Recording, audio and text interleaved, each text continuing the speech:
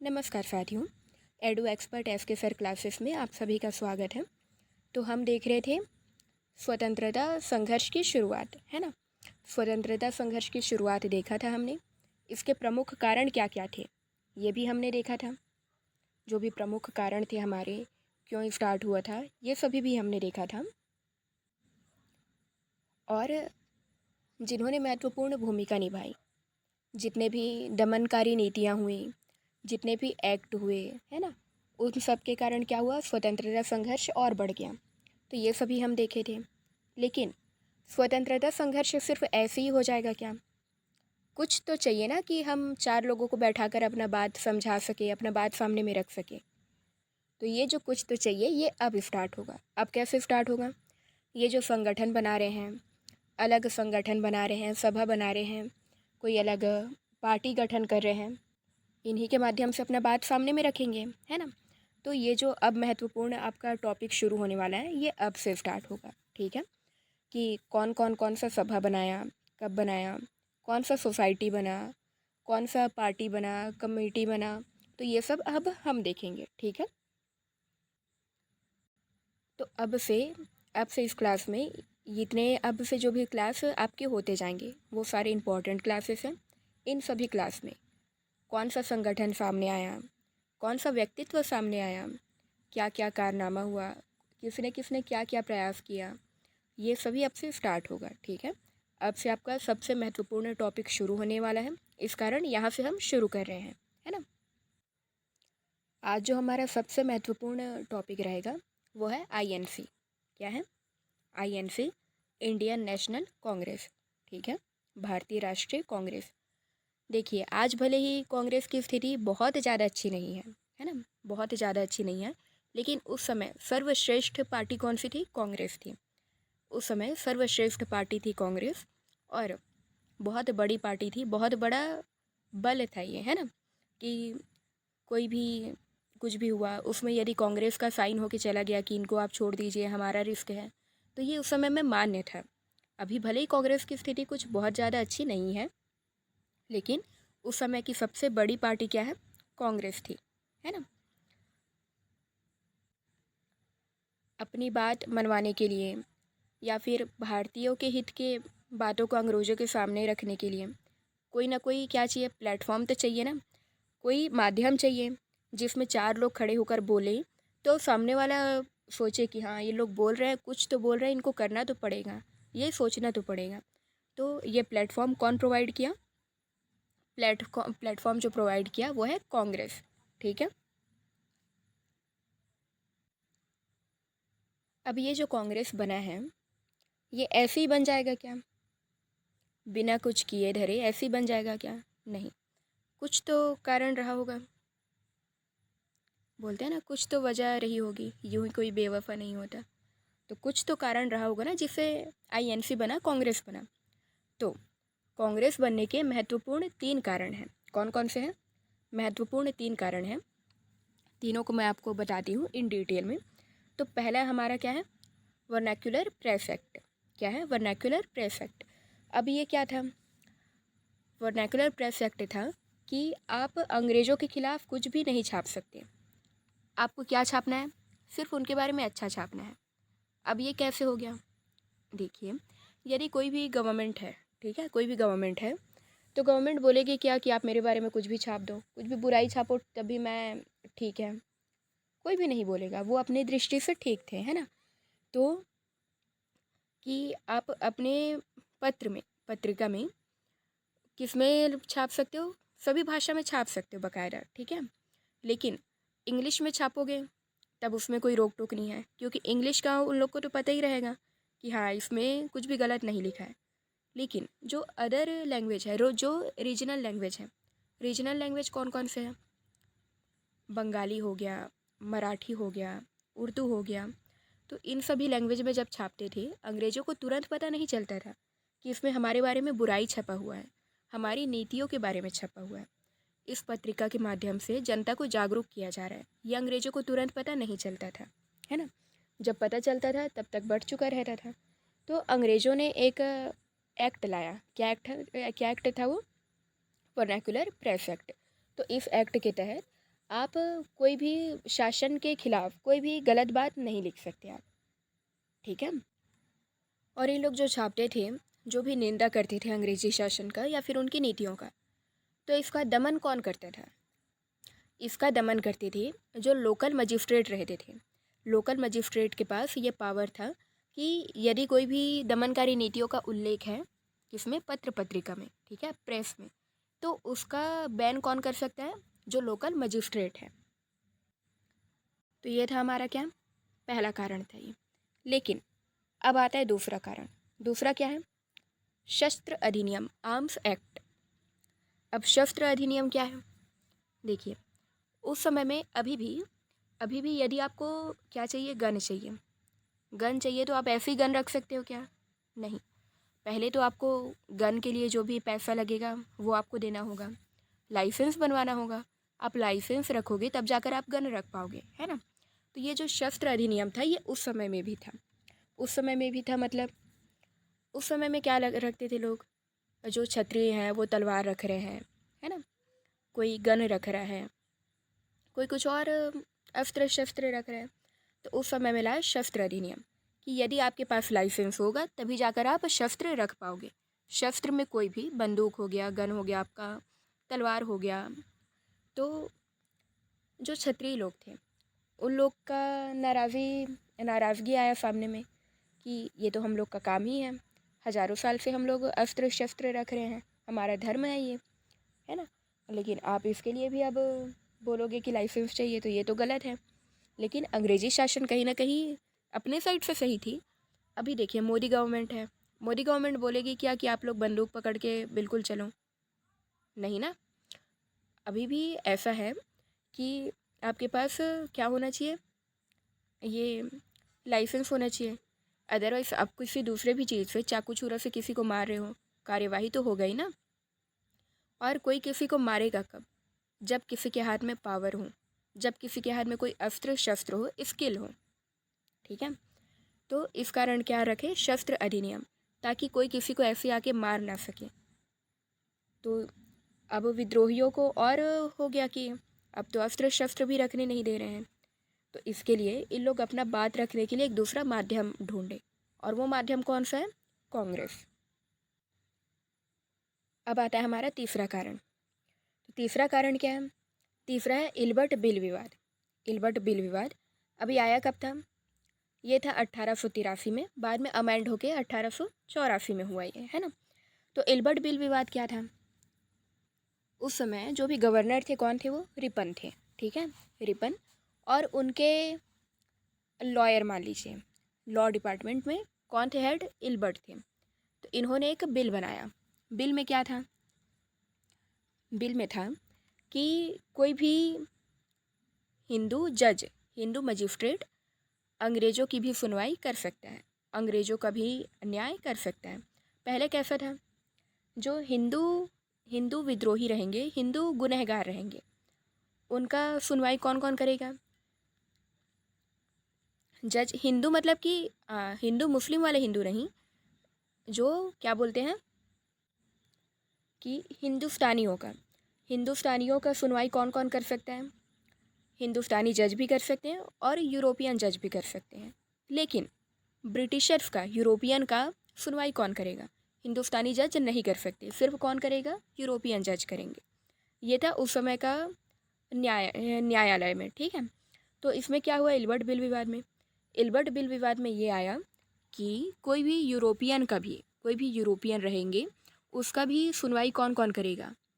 उसका सुनवाई करेंगे यूरोपियन जज प्लस हिंदुस्तानी जज। और हिंदुस्तानी में कैसा कंसेप्ट रहेगा? जूरी का कंसेप्ट रहेगा।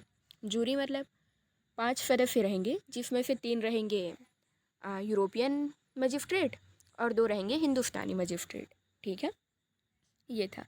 लेकिन जब इल्बर्ट बिल आया तो विवाद भारतीयों ने नहीं किया, विवाद ब्रिटिशर्स ने ही किया। क्यों किया? क्योंकि ब्रिटिशर्स को सज़ा सुनाने का हक दोनों को दे दिया गया, हिंदुस्तानी जज को भी और यूरोपियन जज को भी। तो इस कारण ब्रिटिशर्स ने ही विरोध किया कि ऐसा नहीं होना चाहिए। और बोला जाता है अब देखिए, बिल का नाम भले ही इल्बर्ट बिल है, लेकिन इस समय में कौन थे जो भी वायसराय लॉर्ड गवर्नर, कौन थे? रिपन थे, है ना। तो लॉर्ड रिपन, तो कहा जाता है कि जो लॉर्ड रिपन थे, अब सोचिए लॉर्ड रिपन मतलब कि जो अभी के हमारे प्रधानमंत्री हैं उस पोस्ट का दर्जा है ना। तो लॉर्ड रिपन, उनको कुर्सी में बांध कर मारा गया कि कैसे तुम ऐसे कोई भी बिल को पास कर दिए। तो जब इस बिल पर विवाद आया तब भारतीयों को समझ में आया कि अंग्रेज समानता की बात करते हैं, अंग्रेज समानता की बात करते हैं लेकिन समानता रखते नहीं हैं। कैसे नहीं रखते? क्योंकि यदि ये वाकई में समानता रखते, सभी को बराबर समझते, तो जब ये क्या था इल्बर्ट बिल, समानता ही का तो बात था क्या, कि जैसे हिंदुस्तानी का दोनों सज़ा सुना सकते हैं वैसे यूरोपियन का भी दोनों सज़ा सुना सकते हैं, हिंदुस्तानी जज भी और यूरोपियन मजिस्ट्रेट भी। लेकिन इसमें कौन किए विद्रोह, इसमें विवाद किए जानबूझकर ब्रिटिशर से। तब भारतीयों को पता चला कि नहीं, इन लोग सिर्फ बोलते हैं समानता, रखते नहीं हैं। ठीक है। तो इन सभी कारणों से एक पार्टी का गठन हुआ, उदय हुआ। कौन सा पार्टी है वो है कांग्रेस। क्या है? कांग्रेस। एक मिनट बताती हूँ मैं आपको।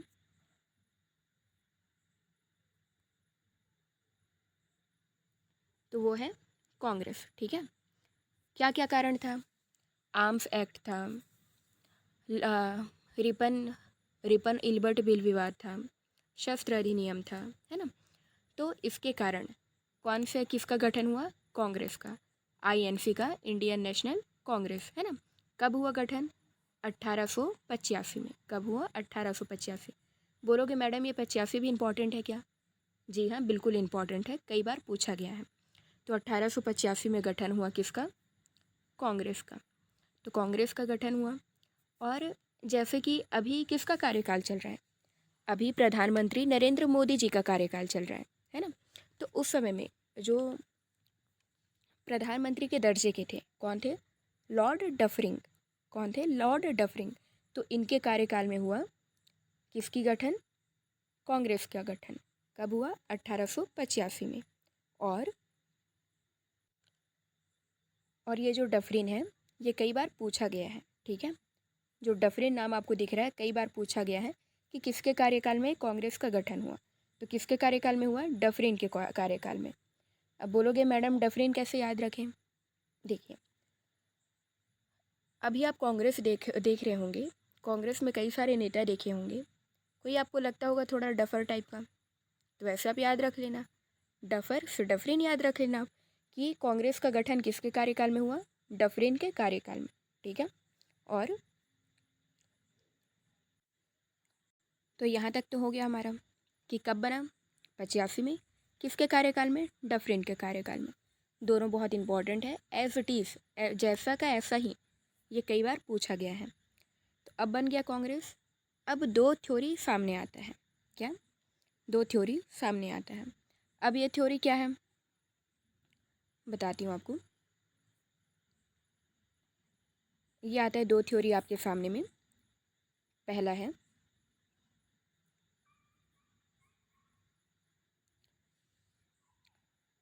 है सेफ्टी वॉल्व का सिद्धांत। क्या है?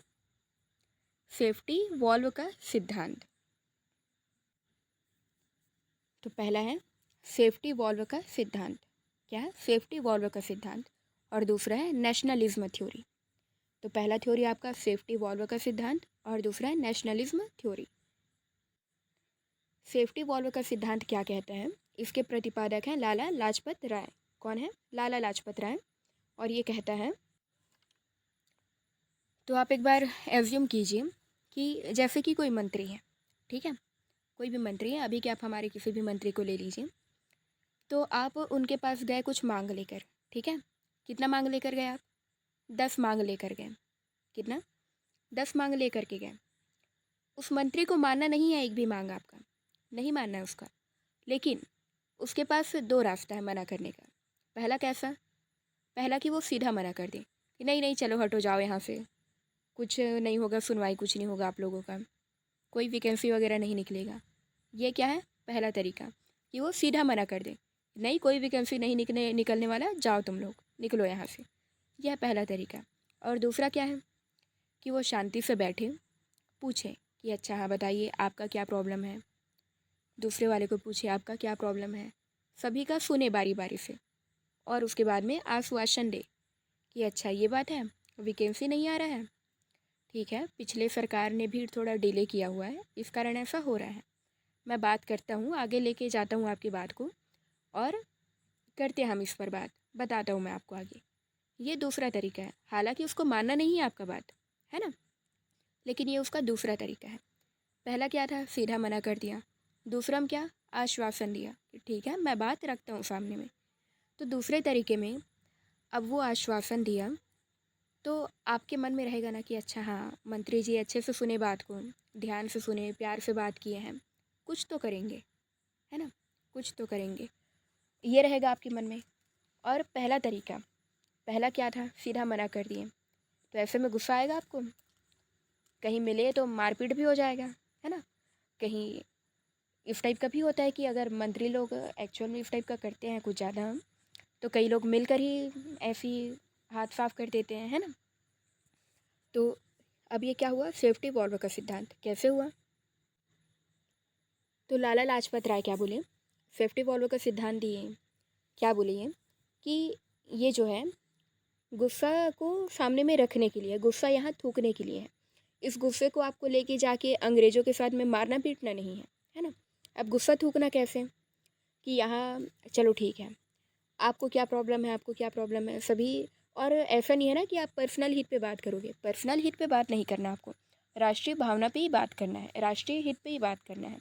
तो राष्ट्रीय हित के अकॉर्डिंग यदि आप 10 मांग लाए सामने में, है ना, 10 मांग लाए सामने में, आप 10 मांग लाए, अंग्रेज़ों के पास लेके गए आप, हो सकता है अंग्रेज़ बोले कि चलो ठीक है हम देखते हैं हम सुनते हैं, या तो फिर क्या किए वो 10 में से एक को मान लिए, जिससे उनको फ़र्क नहीं पड़ेगा, कुछ ज़्यादा कुछ होना जाना नहीं है, तो एक को मान लिए वो, और बोलता है कि 9 पर भी हम विचार करते हैं, है ना। तो इसमें क्या होगा, भारतीयों को भी अच्छा ठीक है, एक मान लिए 9 भी मान लेंगे, तो मन में थोड़ा तसल्ली रहेगा, मन में थोड़ा तसल्ली रहेगा, तो सेफ्टी वॉल्व बना रहेगा। सेफ्टी वॉल्व कैसे, वो सीधा मना करती हैं तो क्या होता, झगड़ा होता, मारपीट होता, यही होता, कोई तो और रास्ता नहीं था। लेकिन यदि वो बोल दिए एक को मैं मान ले रहा हूँ, बाकी पर भी विचार करता हूँ, तो आपके मन में क्या रहेगा, तसल्ली रहेगा। तो इससे कोई खून खराबा नहीं होगा, जैसे 1857 में क्रांति हुई थी, ऐसा स्थिति दोबारा नहीं पनपेगा। तो ये था क्या, सेफ्टी वॉल्व का सिद्धांत, क्या था ये, सेफ्टी वॉल्व का सिद्धांत। समझ में आया आप सभी को। अब दूसरा आता है हमारा राष्ट्रवादी सिद्धांत। कौन सा, राष्ट्रवादी सिद्धांत, नेशनलिज्म थ्योरी। क्या है, नेशनलिज्म थ्योरी। अब इसके प्रतिपादक कौन है, इसके प्रतिपादक हैं गोपाल कृष्ण गोखले। बोलोगे मैडम नाम तो सुना सुना लग रहा है, जो हमारे महात्मा गांधी हैं उनके पॉलिटिकल गुरु कौन है, गोपाल कृष्ण गोखले। जैसे ही सेफ्टी वॉल्व के सिद्धांत को किसने दिया, लाला लाजपत राय, वैसे ही नेशनलिज्म थ्योरी, राष्ट्रवादी सिद्धांत को किसने दिया, गोपाल कृष्ण गोखले। तो गोपाल कृष्ण गोखले बोलते हैं कि इतना ही तुम सेफ्टी वॉल्व का सिद्धांत दे रहे हो, लाला लाजपत राय को बोलते हैं कि इतना ही तुम सेफ्टी वॉल्व का सिद्धांत दे रहे हो, सेफ्टी वॉल्व थ्योरी दे रहे हो, तो तुम्हें क्यों नहीं बना लेते कांग्रेस जैसा कोई समिति, तुम्हें पहले ही बना लेना चाहिए था। तब फिर बोलते हैं कि यदि कोई भारतीय ऐसे बना लेते, कांग्रेस जैसा कोई समिति बना लेते, कोई जो राष्ट्रीय हित पर बात करे ऐसा समिति बना लेते, तो दूसरे ही दिन क्या करते अंग्रेज, समिति को बंद कर देते, कुचल देते, है ना। आपको जानकर ये आश्चर्य होगा कि ये जो कांग्रेस है, जो अभी भी वर्तमान में है, अभी भी चल रहा है और आगे और अच्छा चलेगा भी, आगे और अच्छा चलेगा भी। ये जो कांग्रेस है इसकी स्थापना किसी भारतीय ने नहीं की है, किसी भी भारतीय ने नहीं की है। इसकी स्थापना किसने की, एक रिटायर्ड सिविल सर्विस ऑफिसर ने की है। कौन है वो, A.O. ह्यूम। कौन है, A.O. Hume, Allan Octavian Hume. तो इन्होंने किया कांग्रेस की स्थापना। आपके एग्ज़ाम में कई बार पूछा गया है कि INC, इंडियन नेशनल कांग्रेस का स्थापना किसने किया। कई बार जो भारतीय नाम है उनको भी दिया गया है, लेकिन किसी भारतीय ने नहीं किया है। किसने किया है, A.O. ह्यूम ने किया है। कौन है ये, एक्स एक्स क्या है, एक्स आपके ऑफिसर हैं, सिविल सर्वेंट है ये, ठीक है। तो गठन कब हुआ था, 1885 में, किसके कार्यकाल में, डफरिन के। और किसने किया था गठन, कौन थे संस्थापक, फाउंडर, जनक कौन थे? ए.ओ. ह्यूम थे, ठीक है, जो कि कोई भारतीय नहीं थे। भारतीयों का था ये सभा, भारतीयों के हित के लिए था, भारतीयों के हित में बात किया जाना था और हमेशा भारतीयों को साथ में लेके चला। लेकिन इसके जो गठन करता है, जो जनक है, फाउंडर है, वो कोई भारतीय नहीं है। वो कौन है? ए.ओ. ह्यूम है, जो कि एक्स सिविल सर्वेंट है, ठीक है। और फाउंडर के रूप में इनका नाम सामने क्यों आया, ए.ओ. ह्यूम का नाम सामने क्यों आया? क्योंकि यदि कोई भारतीय का नाम सामने आता फाउंडर के रूप में, यदि कोई भारतीय इस संस्था को बनाती, समिति को बनाती, तो क्या होता? नेक्स्ट पल में अंग्रेज उस समिति को बंद कर देते, कुचल देते, है ना, बंद कर देते, क्यों चलने देते? लेकिन इसको बनाया किसी भारतीय ने नहीं, यूरोपियन ने बनाया। इस कारण उस समय में इसका चांसेस था कि जो ब्रिटिशर्स है वो इस समिति को नहीं दबाएंगे, चलने देंगे इसको। तो ये था क्या? नेशनलिज्म थ्योरी, राष्ट्रवादी थ्योरी, कि इसमें जितना भी बात होगा राष्ट्रहित पे होगा, कोई इंडिविजुअल पर्सनल हित पे नहीं होगा। और ये था सेफ्टी वॉल्व का सिद्धांत, क्योंकि सामने में कोई यूरोपियन है, कोई गोरा है, तो ब्रिटिशर्स इसको बंद नहीं करेंगे। तो ये दो आते हैं हमारे थ्योरी सामने में कांग्रेस के गठन में। पहला कौन सा है? सेफ्टी वॉल्व का सिद्धांत। दूसरा है नेशनलिज्म थ्योरी, ठीक है। तो अब क्या हुआ? बन गया कांग्रेस। 1885 में बन गया कांग्रेस। किसके कार्यकाल में? डफरिन के कार्यकाल में। तो जब कांग्रेस बना तब तो डफरिन देख रहा था कि चलो ठीक है, बनाओ बनाओ, जो समिति बनाना है बनाओ। तब तक वो शांत था, नॉर्मल था, है ना। बात तब आगे बढ़ा, डफरिन तब जाके भड़का जब कांग्रेस ने रिजोल्यूशन पास किया। तो अभी तक डफरिन ने कुछ नहीं बोला था, ठीक है। अभी तक डफरिन ने कुछ नहीं बोला। 1885 में हो गया गठन और पहला अधिवेशन भी हुआ, पहला सेशन भी हुआ। कब? 1885 में। ये भी मैं आपको याद कराऊंगी। अभी तक शांत थे डफरिन। अब होता है क्या? कांग्रेस का पहला सेशन होता है और इसमें कांग्रेस रिजोल्यूशन पास करते हैं। टोटल 9 रिजोल्यूशन पास करते हैं। कितना? 9 आपको याद रखने की ज़रूरत है क्या? नहीं, 9 पूरा आपको याद रखने की ज़रूरत नहीं है। इन्होंने इसमें से कुछ इम्पोर्टेंट था, जिसमें से बताती हूँ मैं आपको। जिसमें से पहला क्या है?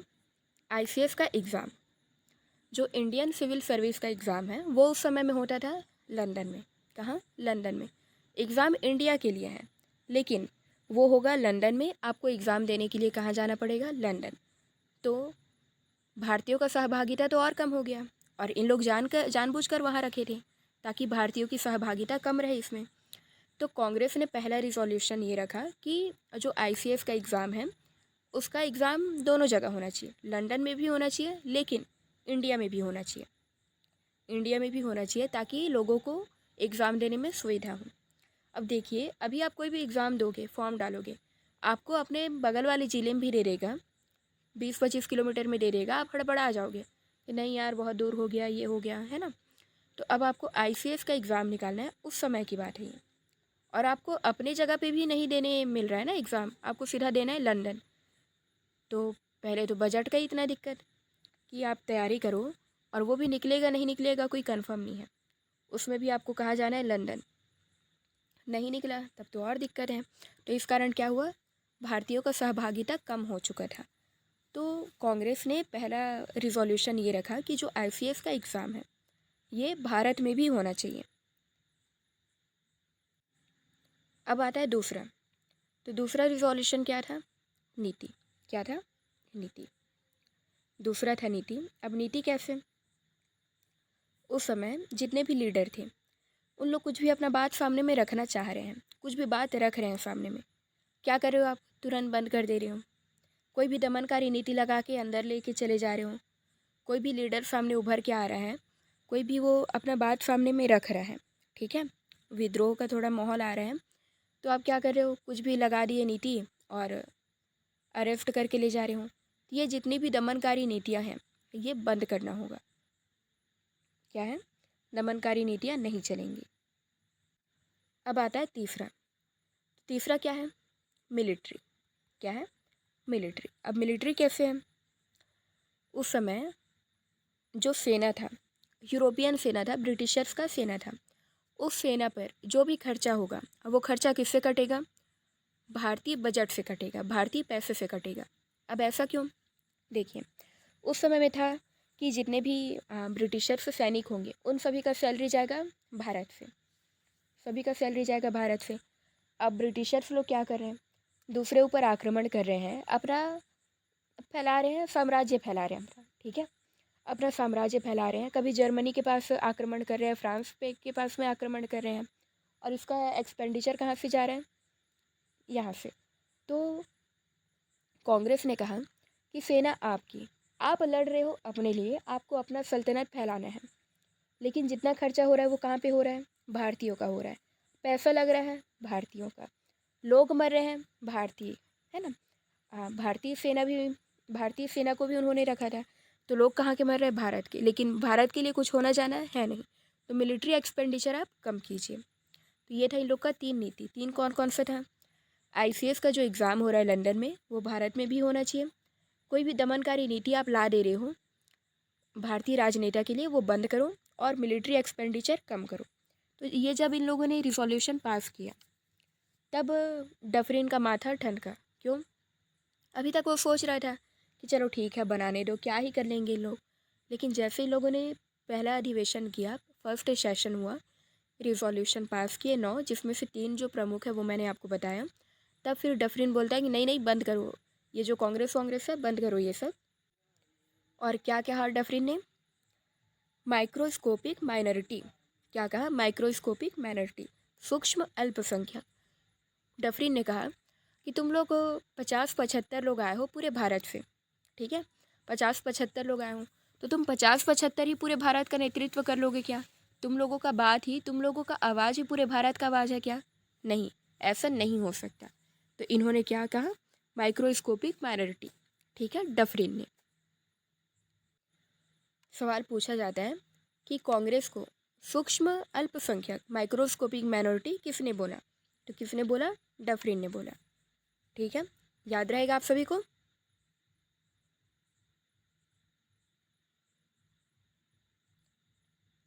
तो देखिए, अब हो गया हमारा कांग्रेस का गठन, फर्स्ट अधिवेशन हो गया, क्या क्या इन्होंने रिजोल्यूशन पास किया, ये हो गया। तो अब आता है कुछ नियम। अब नियम क्या रहता है कि जो कांग्रेस का कुछ नियम है कि इसके तहत ये होगा, क्या होगा? तो इसका पहला सेशन होने वाला था, वो होने वाला था पूना में। कहाँ? पूना में होने वाला था, लेकिन पूना में फैल गया क्या? हैजा। अब हैजा क्या है पता ही आप सभी को, बीमारी है ना। तो पूना में फैल गया हैजा, तो पूना की जगह इसको किए बम्बई। कहाँ किए? बॉम्बे, बम्बई। तो बम्बई में किए अधिवेशन, बम्बई में किए अधिवेशन, और इसका कुछ नियम बनाए, ठीक है, नियम बनाए। अब पहला क्या था कि इस अधिवेशन में कांग्रेस में जो भी कुछ बात होगा वो पर्सनल हित में नहीं होगा, किसी एक के हित में नहीं होगा, राष्ट्रीय हित में होगा, ठीक है, राष्ट्रीय भावना के लिए होगा, राष्ट्रीय हित में होगा, और इसमें कोई अलग अलग की भावना नहीं रहेगी, एक की भावना रहेगी, हम सब एक हैं, ये भावना रहेगा। प्लस,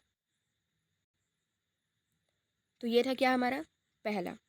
पहला क्या है कि सिर्फ भारतीयों के हित के लिए ही इसमें बात होगा, कोई इंडिविजुअल पर्सनल हित नहीं रहेगा। फिर आता है क्या? दूसरा। तो दूसरा नियम रहता है कि हर साल में कम से कम एक बार अधिवेशन होगा, कम से कम एक बार अधिवेशन होगा, और कब होगा? दिसंबर के लास्ट में, ठीक है। जैसे कि अभी चल रहा है 2025, ठीक है, तो 2025 का अधिवेशन कब होगा? दिसंबर के लास्ट में, 25 से 30 दिसंबर के बीच में। तो इस टाइम में होगा अधिवेशन, और हर अधिवेशन में क्या होगा? एक प्रमुख चुने जाएंगे। प्रमुख कौन? प्रमुख मतलब कि हो गया आपका एक नेता चुने जाएंगे, एक अध्यक्ष चुने जाएंगे। तो हर सेशन में एक अध्यक्ष चुने जाएंगे, और वो अध्यक्ष पूरे 1 साल के लिए अध्यक्ष रहेगा, और इस 1 साल में जितने भी मुद्दों पर बात करना है, अभी इन लोग देखिए अधिवेशन हो रहा है, उसमें कुछ रिजोल्यूशन बनाएंगे कि इस साल ये करना है, इस बात पर हाथ उठाना है, मांग उठाना है, इस बात को सामने में रखना है अंग्रेज़ों के। तो वो बात सिर्फ उसी दिन होगा क्या? नहीं, वो साल भर भी तो चलेगा ना एक लूप में, कि हाँ इस बात को अब यहाँ रखे हैं, अब इसके ऊपर में ये करना है, इसके आगे का कार्यवाही ये रहेगा। तो वो जो अध्यक्ष है वो जो अध्यक्ष हैं वो ये सुनिश्चित करेगा कि वो बात प्रॉपर आगे तक हो और पूरे 1 साल तक जितना भी निर्णय है वो लेंगे। ठीक है। अब आप बोलोगे कि मैडम अगर बीच में कुछ भी हो गया तो बस 1 साल में एक बार होगा फिर हो गया क्या? नहीं। तो इसके लिए क्या करते थे, विशेष अधिवेशन रखते थे। अब बीच में कुछ हो गया, चलो ठीक है, दिसंबर में हुआ है आपका अधिवेशन, अब पता चलता है इधर मार्च अप्रैल में कुछ हो गया, कुछ बहुत बड़ा हादसा हो गया या फिर कुछ बहुत बड़ा तात्कालिक कारण है जिसमें लगता है कि तात्कालिक कारण है तो ये करना चाहिए, तो उसके लिए उसको ऐसे ही छोड़ देंगे क्या कि कोई अधिवेशन नहीं हुआ है करके? नहीं। उसके लिए क्या होता था, विशेष अधिवेशन रखते थे। विशेष अधिवेशन रखते थे और उसमें जो तात्कालिक कारण है या फिर जो भी बहुत ज़्यादा इम्पोर्टेंट है तो उसके लिए आंदोलन जो भी स्टार्ट करना है ये सभी उस पर बात होता था, चर्चा होता था और ये पास होता था, है ना। तो ये सभी था क्या था, ये सभी था कांग्रेस का नियम। लेकिन कांग्रेस ही एकमात्र संस्था थी क्या जो अपना बात सामने में रख सकती थी? कांग्रेस के माध्यम से ही सभी बात होता था क्या? नहीं। कांग्रेस के माध्यम से होता था, बेशक होता था सभी बात, लेकिन इसके साथ साथ और बहुत सारी सभा, बहुत सारी सोसाइटी थे, बहुत सारे संगठन थे, समिति थे, है ना। तो बहुत सारे संगठन समिति थे, लेकिन उसमें से जो सबसे शक्तिशाली उभर के आया वो था कांग्रेस। कांग्रेस के पहले भी बहुत सारा सभा बनाया गया। तो अब हम इस पे बात कर लेते हैं, एक दृष्टि इस पर भी देख लेते हैं और ये इम्पॉर्टेंट है ना। तो सबसे पहला पहला क्या है, बंग भाषा प्रकाशक सभा। कब हुआ ये? 1836 में। तो 36 से आप ऐसे याद रख सकते हो, 36 विधा, 36 भाषा रहते हैं, है ना। भाषा कोई एक या दो रहता है क्या? नहीं, कई कई सारी भाषाएं रहते हैं। बोलते हैं ना कि 36 भाषा है। कितने कोई याद करेंगे, कितने कोई देखेंगे, तो 36 से कैसे याद रखोगे? भाषा, 36 से भाषा। तो 1836 बंग भाषा प्रकाशक सभा। क्या है? 1836 बंग भाषा प्रकाशक सभा। अब आता है 1838। तो 1838 में आता है जमींदारी एसोसिएशन, लैंड होल्डर सोसाइटी। तो देखिए, कांग्रेस कैसा था कि राष्ट्रीय हित पर बात करना है और कोई पर्सनल हित पर, तेरे मेरे हित पर ऐसा नहीं है, वो हम की भावना है कि पूरे भारत के लिए बात करना है। अब ये आया बंग भाषा प्रकाशक सभा। तो बंग भाषा क्यों है? बंगाली भाषा को प्रमोट करने के लिए है। ठीक है। बंगाल के लोग अपने भाषा प्रेमी थे, तो उन लोग को क्या था कि बंगाली भाषा को और प्रमोट करना है हमें, बंगाली भाषा को प्रमोट करें ताकि लोग बंगाली को समझें, पढ़ें, तो बंगाली में जो लेख भी छप रहे हैं उसे भी समझ सकें। तो ये हो गया आपका बंग भाषा। तो इसमें कोई हम की भावना है क्या, राष्ट्रीयता की भावना है क्या? नहीं। अब आता है आपका 1838। 38 में क्या है? जमींदारी, जमींदारी एसोसिएशन, लैंड होल्डर्स का समिति है ये। अब इसमें क्या है कि जितने ज़मींदार हैं वो अपना बात सामने में रखेंगे कि नहीं, आप हमें टैक्स ज़्यादा लगा रहे हो या फिर टैक्स आप कम करो, या तो फिर जो भी वसूली होता था, जमींदारी व्यवस्था हो गया, रैयतवाड़ी व्यवस्था हो गया, है ना। तो जमींदार लोगों को कि आप इतने भाग का इतना वसूल करके लाओ, तो ये अपने हित के लिए बात करते थे, जमींदारी एसोसिएशन। ठीक है। अब आता है 1843। कौन सा? 1843। तो यहाँ पर आप लास्ट का 3 देखो और यहाँ पर 3 देखो, लास्ट में क्या लिखा है? 3। और यहाँ पर 3 अलग अलग का नाम लिखा हुआ है। बंगाल प्रॉपर एक अलग जगह है, ब्रिटिश प्रॉपर एक अलग जगह है।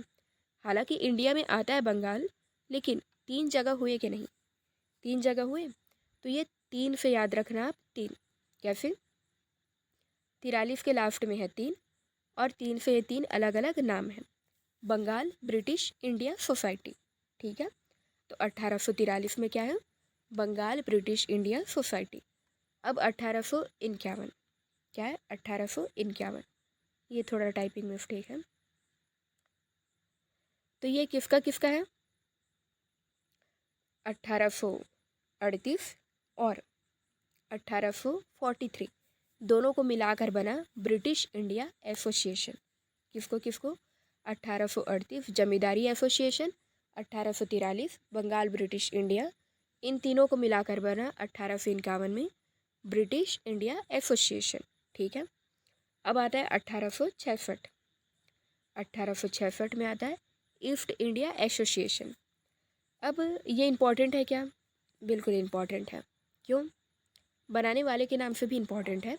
इनको बनाने वाले हैं दादा भाई नौरोजी। ईस्ट इंडिया एसोसिएशन किसने बनाया? दादा भाई नौरोजी। लेकिन ये भारत में नहीं बना था, ये भारत में नहीं बना था, ये बना था लंदन में। कहाँ? लंदन में। अब देखिए उस समय में अंग्रेज़ों का जो रवैया था ना, जो इन लोग क्रूर थे, तो इन लोग क्रूर सिर्फ यहीं के लिए थे, भारत के लिए थे, हम लोगों के लिए थे। और बाकी इन लोग का और भी तो औपनिवेश था क्या, और भी इन लोग का राज चल रहा था दूसरे जगह में, फ्रांस में चल रहा है, जर्मनी में चल रहा है।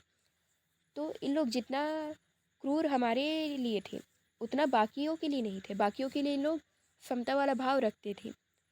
तो कई लोग जानबूझकर लंदन में, यूरोप में जा जाकर अपना समिति बनाए, संगठन बनाए, ताकि उन लोग को पता चल सके कि अंग्रेज़ जैसा यहाँ है वैसा वहाँ नहीं है। वहाँ कहाँ? वैसा भारत में नहीं है। जैसा अंग्रेज़ यहाँ बिहेव करते हैं, दिखाते हैं, बताते हैं, वैसा इन लोग भारत में नहीं है ना। तो इस विश्वास के साथ में बहुत सारे लोगों ने लंदन में, यूरोपियन कंट्री में बहुत सारा समिति बनाया। ठीक है। तो ईस्ट इंडिया एसोसिएशन किसके द्वारा बनाया गया? दादा भाई नौरोजी। और दादा भाई नौरोजी एकमात्र ऐसे व्यक्ति हैं जो ब्रिटिश पार्लियामेंट में चुने गए थे। ठीक है। जैसे अभी चुनाव होता है, लड़ते हैं, चुनाव लड़ते हैं और इन लोग का निर्वाचन होता है, तो वैसे ही निर्वाचन हुआ था दादा भाई नौरोजी का। अब आता है 1875। 1875 क्या है? Indian league. Indian league. और इसके संस्थापक कौन है, फाउंडर कौन है? शिशिर कुमार घोष। तो 1875 इंडियन लीग, शिशिर कुमार घोष। ये बहुत ही इंपॉर्टेंट है, आगे चल के इसका और भी देखेंगे हम। अब आता है 1876। तो ये है इंडियन एसोसिएशन ऑफ कोलकाता और इंडियन नेशनल एसोसिएशन। अब ये किसने बनाया? अब आप बोलोगे कि मैडम यहाँ पास दो नाम है, लेकिन दोनों एक ही है। ठीक है, दोनों नाम में आपको कंफ्यूज नहीं होना है। तो इंडियन एसोसिएशन ऑफ कोलकाता या फिर इंडियन नेशनल एसोसिएशन किसने बनाया? सुरेंद्र नाथ बैनर्जी, आनंद मोहन बोस ने। किसने? सुरेंद्र नाथ बैनर्जी, आनंद मोहन बोस। और इन्होंने बहुत ही इम्पॉर्टेंट काम किया, बहुत ही इम्पॉर्टेंट मांग रखा। किसके सामने में? अंग्रेजी शासन के सामने में। तो उसमें से पहला था 1877 में कि आईसीएस का एज, आईसीएस का एज उस समय में क्या कर दिए थे लोग? 19 कर दिए थे। 19 साल में आपको आईसीएस निकालना है तो निकालो, अदरवाइज आप क्या हो? डिसक्वालीफाई हो। तो 19 साल में if that any how possible है क्या? नहीं था भारतीयों के लिए पॉसिबल।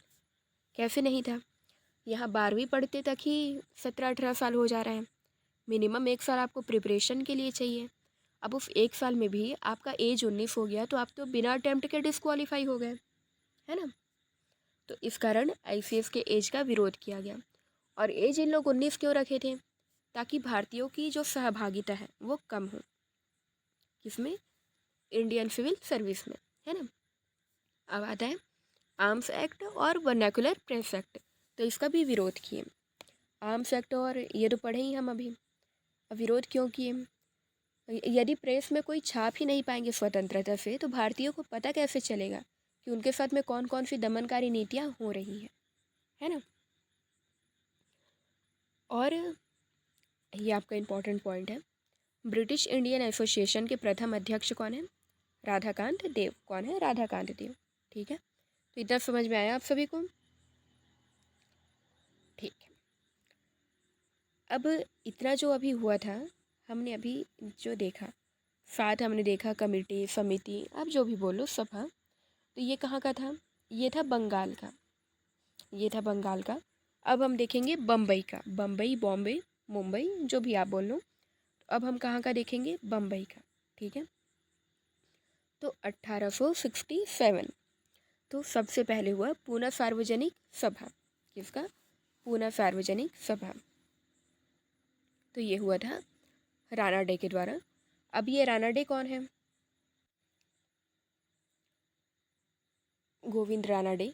जैसे महात्मा गांधी के पॉलिटिकल गुरु कौन है? गोपाल कृष्ण गोखले। वैसे उनके गुरु कौन है? MG Rana day. ठीक है।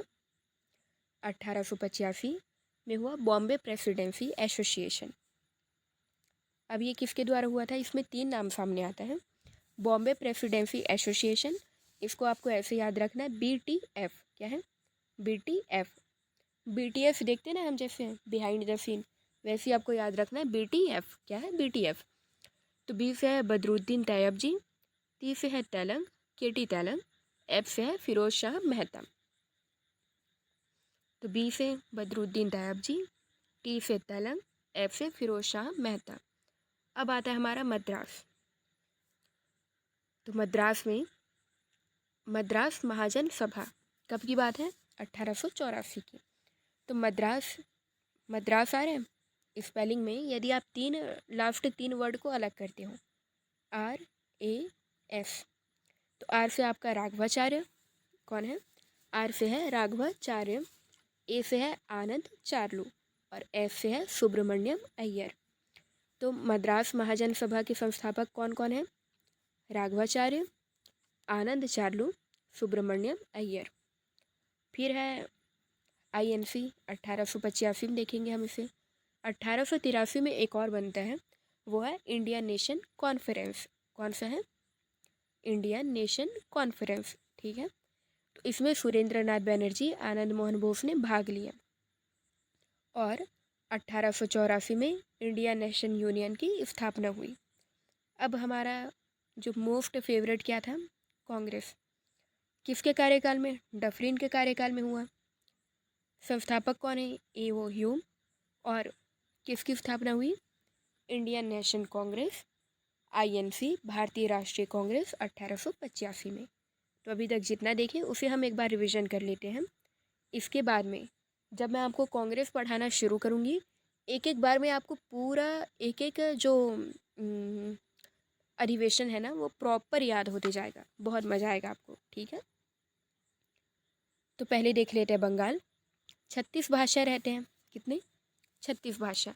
तो 36 से बंग भाषा प्रकाशक सभा 1836, बंग भाषा प्रकाशक सभा।